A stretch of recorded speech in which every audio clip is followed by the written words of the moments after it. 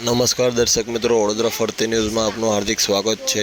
જય ભીમ યુવક મંડળ દ્વારા એકતાનગરના રાજાનું ભવ્યથી અતિભવ્ય આગમન યાત્રા કાઢવામાં આવી, જેમાં ભાવિ ભક્તો ખૂબ જ મોટી માત્રામાં જોડાયા હતા અને રંગે ચંગે શોભાયાત્રાનું આગમન કરવામાં આવ્યું।